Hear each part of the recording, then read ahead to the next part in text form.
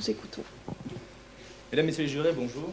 Si je me permets de prendre la parole aujourd'hui devant vous, c'est pour soulever un problème qui, à première vue, paraît secondaire, voire anecdotique, mais qui, à mon sens, gangrène véritablement les institutions de la Ve République.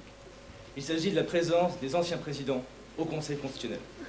Écoutez, avant d'entrer dans le cœur du débat, je pense qu'il est nécessaire de faire un tour d'horizon et de se poser une minute sur véritablement la place de la Constitution en France et la vocation initiale du Conseil constitutionnel.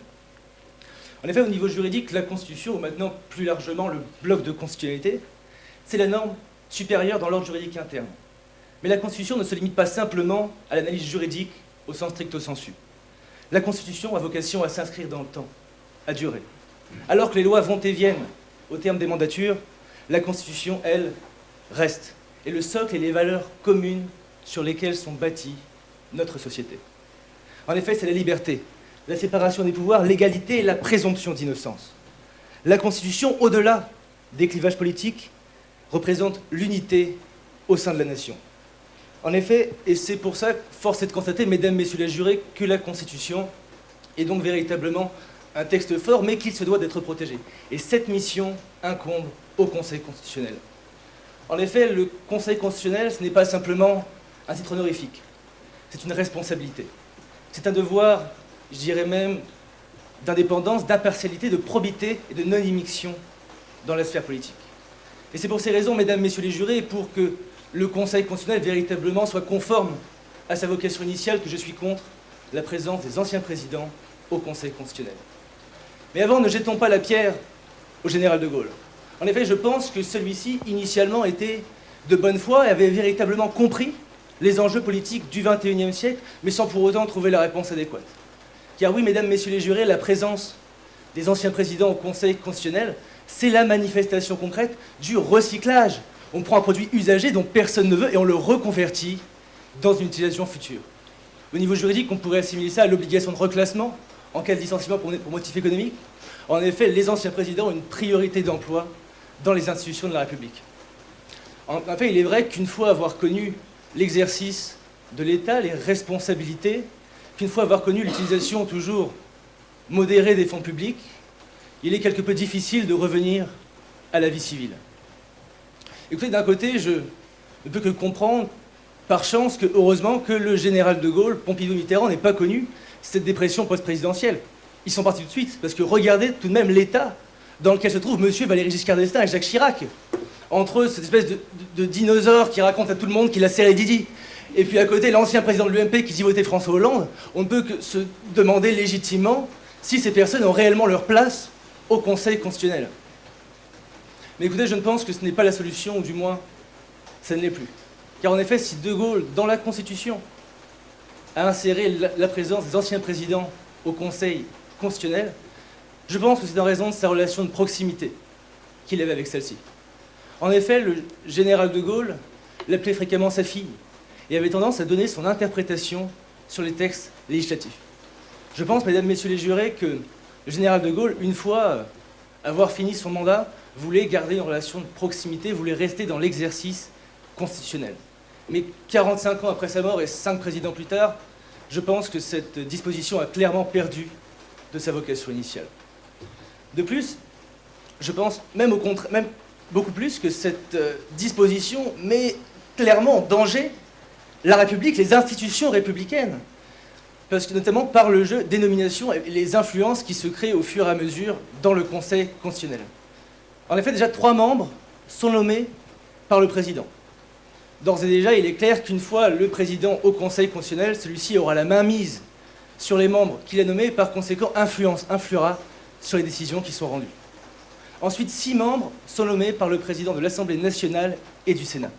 Si là, on pourrait voir peut-être un gage d'impartialité, d'indépendance, vous n'êtes pas sans savoir qu'en période de majorité, période où le président a la majorité aux assemblées, c'est lui qui influe en off sur la nomination des présidents des assemblées et ensuite, par conséquent, sur la nomination des membres du Conseil constitutionnel.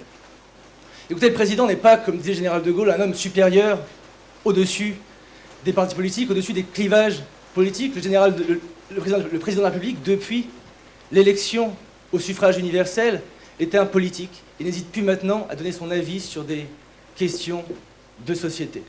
ce qui est clairement, encore une fois, contraire à la vocation de 58. Et enfin, avec la mise en place de la question prioritaire de constitutionnalité en 2008, je pense que la présence des anciens présidents au Conseil constitutionnel est encore une fois un danger pour la République. Car en effet, pour faire clair, la QPC permet à tout justiciable au cours d'un litige de saisir le Conseil constitutionnel afin que celui-ci dise de la conformité ou non à la Constitution, lequel aura la possibilité d'abroger la dite loi. Mais le justiciable peut saisir le Conseil constitutionnel un jour, un mois, un an, voire 10 ans après l'entrée en vigueur de la loi. Et si cette loi avait été portée durant son mandat par le président siégeant au Conseil constitutionnel, il est peu probable, à mon sens, que celui-ci décide de l'abrogation de la loi. Et enfin, comme j'ai évoqué en introduction, siéger au Conseil constitutionnel, ce n'est pas simplement un droit, un titre honorifique. C'est une responsabilité et un travail à plein temps. Se pose donc naturellement la question de l'assiduité des présidents au Conseil constitutionnel. À titre d'exemple, on peut citer le cas de M. Valéry Giscard d'Estaing qui, en 2012, a siégé 11 fois sur 214. Écoutez, il est manifeste que M. Giscard d'Estaing ne prend pas avec le sérieux qu'il devrait, avec le sérieux que nécessiterait sa mission au Conseil constitutionnel.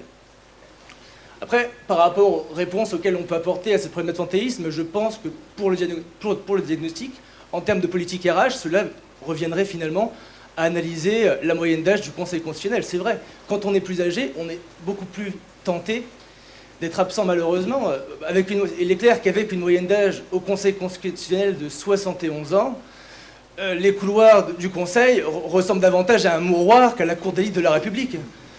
Et pour Nicolas Sarkozy, le Conseil constitutionnel, on pourrait croire que c'est une sorte de délai de carence entre deux CDD de 5 ans, et pour M. Giscard d'Estaing et M. Jacques Chirac, au mieux à mi-temps thérapeutique. Mais ce n'est pas le cas. Et toujours là, pour revenir à M. Giscard d'Estaing et M. Chirac, je ne sais pas si vous vous souvenez, mais il y a quelques années, les débats enflammés entre ces deux hommes, des débats de haut vol. Je me rappelle d'eux tels des chiffonniers se battant pour avoir le bureau face au Jardin du Luxembourg. Écoutez, mais je n'ose à peine imaginer ce qui se passerait si en 2017, M. Hollande arrivait au Conseil constitutionnel. Bon, à part si Marine Le Pen le supprime, auquel cas la question ne se poserait pas, je n'ose à peine imaginer les débats entre Nicolas Sarkozy et François Hollande. En conclusion, mesdames, messieurs les jurés, je voudrais dire que si la présence des anciens présidents au Conseil constitutionnel avait peut-être du sens en 1958 et était justifiée, actuellement, elle est beaucoup plus dangereuse que positive. Et il est de l'intérêt de l'État, de la République et même des Français de la supprimer. Merci. Merci, monsieur.